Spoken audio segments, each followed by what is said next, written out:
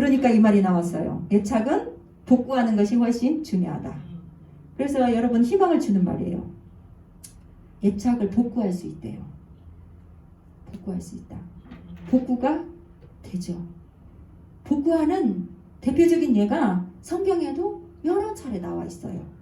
자, 안정적인 애착이란 애착 손상을 주지 않는 것이 아니라, 그리고 또 우리가 아무리 애착 손상을 안 주려고 해도 아이의 욕구를 다 채워줄 수 없어요. 그리고 좌절시키죠. 그러면 애착에 손상이 와요. 자, 애착 손상을 주지 않는 것보다 더 중요한 것이 뭐냐면 애착을 회복하는 것인데, 애착이 한번 이렇게 깨어지면 유리조각처럼 붙일 수 없는 게 아니라 다시 회복이 되고 복구가 된다네요. 그래서 얼마나 감사한지 모르겠어요. 애착이 수없이 깨지면서 다시 복구하고 연결시키고 하면서 더욱더 단단해진다고 합니다. 자, 제가 오늘 아침 설교 말씀을 들으면서 제가 베드로를 딱 생각을 해봤어요. 베드로 하면 여러분 뭐가 제일 먼저 생각났어요? 베드로가 굉장히 열정적인 사람이죠. 네, 예수님 3번 부인했어요. 다혈질. 자, 이거 예수님은 3번 어떻게 할 수 있어요? 자, 베드로가 그 전에 어떻게 말했죠? 야, 내가 이제 예수님은 막 주여 살아계신 하나님이라고 막 신앙 고백을 막 했어요. 그랬더니 예수님께서 막 깜짝 놀랐어요. 그리고 또 베드로가 한 일이 있죠. 야, 내가 이제 죽으러 갈 거야. 그랬더니 베드로가 뭐라고 했어요? 야, 우리도 주와 함께 주러 가자. 이렇게 말한 사람이 베드로예요. 자, 그리고 또 베드로가 뭐라고 했어요? 야, 니들이 다 오늘 나를 버릴 거야. 예수님께서 제자들한테 말하니까 베드로가 딱 그때 뭐라고 했죠? 나는 다 버린다. 안 버린다. 그렇죠. 야, 예수님 다른 사람 다 버려도 저는 절대 예수님 안 버릴게요. 이렇게 딱 말을 했단 말이에요. 자, 그러면 여기에서 베드로의 어떤 마음을 보실 수 있나요? 사랑하는 거. 네, 예수님을 이처럼 사랑한다는 거예요. 다른 사람은 다 버려도 나는 예수님을 버리지 않을 만큼 나는 예수님을 사랑합니다. 예수님이 죽으러 가니까 나는 죽을 수 있을 만큼 예수님을 사랑합니다. 이렇게 베드로는 지금 예수님한테 사랑 고백을 하고 그처럼 사랑을 하고 있어. 그런데 진짜 사건이 딱 일어났네요.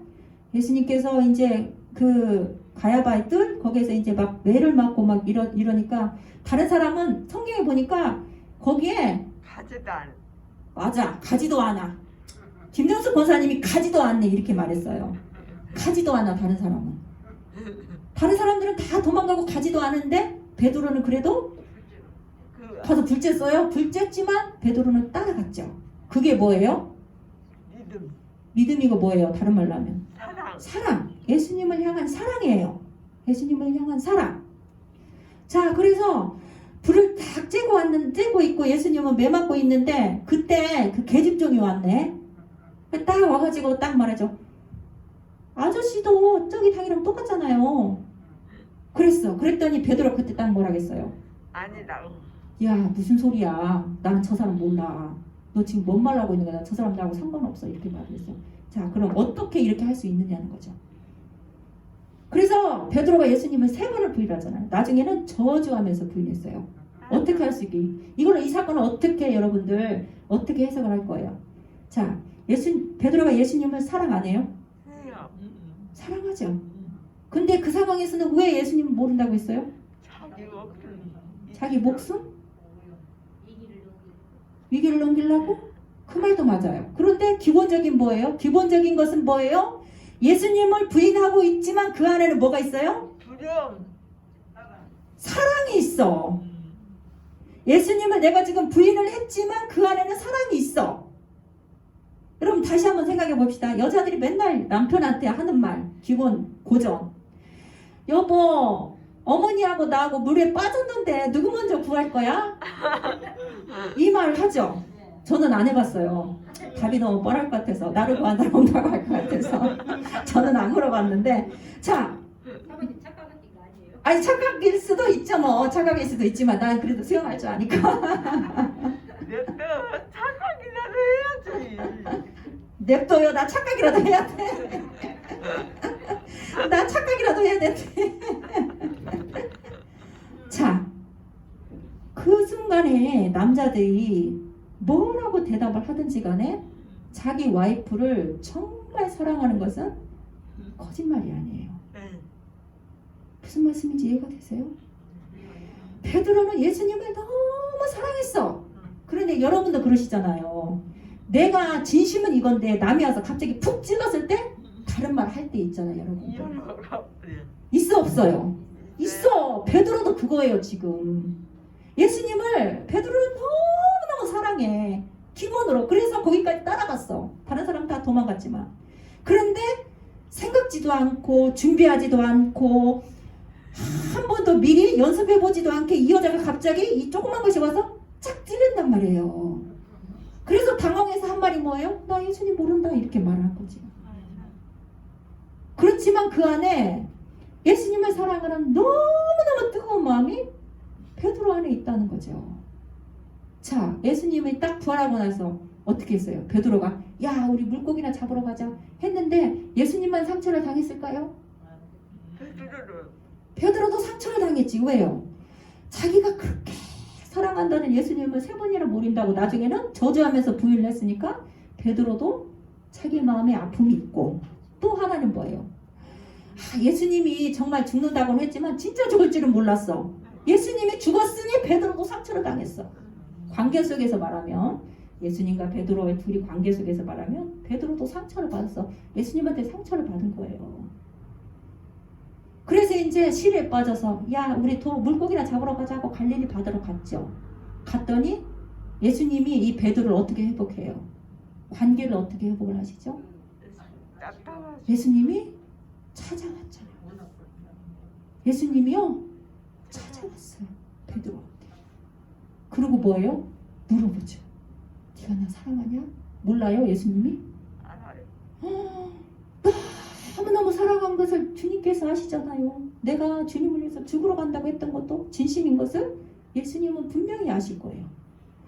예수님 내가 예수님을 위해서 내가 다른 사람은 다 부인할지라도 나는 그렇게 하지 않을 것이라는 것이 진심인 것을 예수님은 분명히 아셨을 거예요. 그래서 그 관계를 회복시켜 주려고 예수님이 베드로한테 찾아갔잖아요. 그리고 나서 뭐예요? 야, 네가 나를 그렇게 사랑하는 줄 내가 알아. 네 마음 내가 안다. 그러면서 뭐 했어요? 예수님이 야, 내 양을 좀 쳐라. 네가 내 양을 내가 너한테 부탁한다. 네가 나를 이렇게 사랑하는 마음을 내가 알고 있으니 네가 내 양을 쳐라. 그러면서 예수님께서 베드로한테 사역을 부탁을 하신 위임을 하신 거예요. 그래서 베드로가 회복돼서 나중에 어떻게 됐어요? 거꾸로 십자가에 매달려 돌아가시잖아요. 수많은 기적들, 어떻게 보면 예수님보다 더 큰 기적들을 행하고 베드로가 그 일을 할 수 있도록 예수님 오셔서 어떻게 해요? 관계를 복구시켜 주셨잖아요. 예수님이 부활했으니까 나 믿으라고 더 많은 사람들 막 회중들 대중들에게 보일 수도 있었을 거예요. 내가 죽었다 살아났다. 너희는 나를 믿어라. 할 수도 있었지만 예수님은 선택은 뭐였어요? 베드로 한 사람. 그를 찾아가셔서 만나시고 회복시켜 주시고 그것만 하신 줄 아세요? 또 있어요. 도마. 자, 예수님이 부활하신 소식을 한 곳에 모여가 어딘지 모르겠어요. 마갈 다락방인지 어딘지 정확히 모르겠어요. 사람들이 제자들이 다 모였어. 그때 도마는 없었어. 근데 예수님께서 그곳에 왔어요. 사람들이 막 제자들이 야 예수님께서 부활하신 걸 나도 봤어. 예수님 부활하신 걸 나도 봤어 했는데 도마는 안 봤어. 그러니 어땠을까요? 도마 마음이 어땠을까요? 안 믿어? 마음이 어땠을까? 마음이 그 마음이 감정이 어땠을까? 답답하고 또 복잡하고 또 서운하기도 하고 화도 나죠. 누구한테? 예수님한테 화도 나지. 왜요? 그렇죠. 나 있을 때 좀 나타나서 나도 좀 보여주지. 그렇죠? 나 있을 때도 좀 나타나 주지. 왜 나 있을 때는 안 나타나 주냐 이거예요. 그래서 도마가 한 말이 뭐예요? 야 나는 그 손가락에다가 옆구리에다 찔러보기 전에 나 못 먹겠어. 한 말이 뭐예요? 진짜 안 믿으려고 그런 거예요? 아니요. 내가 이만큼 서운해. 예수님을 못 봐서 화가 나. 다른 사람 은혜 다 받은 애다 은혜 못 받으면 어때요? 화나지. 짜증나죠. 서운해가지고. 그렇게 한번 생각을 해보자고요. 짜증나죠. 나 같아서도 짜증나겠어요. 그래서 도마가 뭐예요? 그 자신의 성향대로 그렇게 말을 한 거예요. 야, 나는 예수님이 손가락에다가 옆구리에 창 짜고 해서 손 넣어보기 전에 나 못 먹겠어. 도마가 그렇게 말했을지도 몰라요. 그랬더니 예수님 어땠어요? 또 관계를 회복시키고 예수님이 찾아오시잖아요. 나한테도 빨리 오셔야 되는데 예수님이. 내가 요새 너무 답답해가지고 한 3일 내가 기도를 안 하고 있거든요. 뭐 하느라고? 하나님한테 지금 짜증내느라고 기도를 안 하고 있어요. 너무 서운해가지고. 그래요? 예. 권사님 저랑 같이 기도를 안 하고 계시군요. 그랬더니 오늘 찬송 소리가 좀 내 목소리 나서 듣기가 싫어. 기도를 안 하면 성령님 목소리가 안 나고 내 목소리가 나와요. 내가 막 요새 막 서운해가지고 이럴 수 있어요. 내가 막 이러면서 막 기도를 안 하고 있어요. 3일 동안.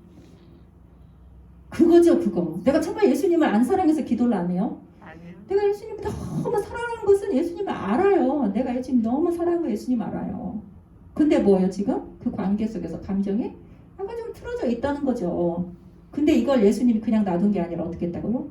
회복시키려고 찾아왔다는 거죠. 도마를. 그러면서 너무 자상스럽게 다 보여주고 넣어보라고 하고. 그리고 나서 하신 말씀이 뭐예요? 믿음 없는 자가 되지 말고 믿음 있는 자가 되라. 이렇게 말씀을 하시죠.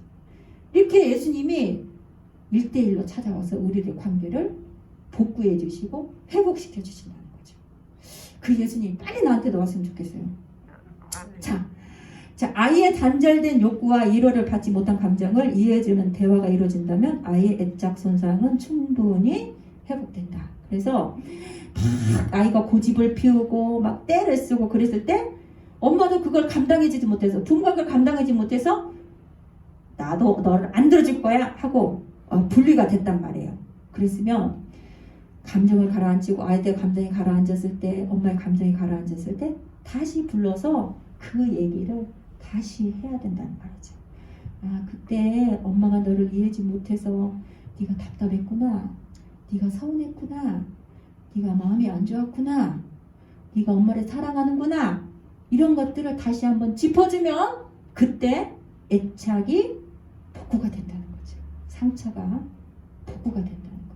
그러고 나면 어때요? 그 전에보다 신뢰가 더 쌓이게 되는 거죠. 그래서 베드로가 그 예수님께서 복구해 주신 그 관계의 복구 때문에 거꾸로 십자가를 지고 가시지 않았을까? 저는 그 생각을 합니다. 자, 인간에게는 적절한 애착 손상이 필요하다. 이것은 세상을 헤쳐나갈 독립심을 주고 자아 중심성에서 벗어나 상호적인 관계를 맺어갈 기초가 되고 대상의 좋은 면과 안 좋은 면을 바라보고 통합할 수 있는 시야를 준다. 좌절은 발달의 중요한 요소다. 그래서 너무 햇빛만 찌는 사막은 1년 내 햇빛만 쪄서 사막이 됐다고 말을 하죠. 네, 그런 면인 것 같습니다. 자, 좋은 예시를 들어주는 연구가 또 있는데요. 에이미 워너의 1955년부터 30년 넘게 이루어진 애착 손상이 심각한 201명의 고위험군, 문제아가 될 수밖에 없는 고위험군을 관찰을 했는데 부모의 가난이나 질병, 범죄, 불화 등으로 돌봄을 받지 못하고 자란 아이 중에 3분의 1, 72명이 건강한 성인으로 자라났다.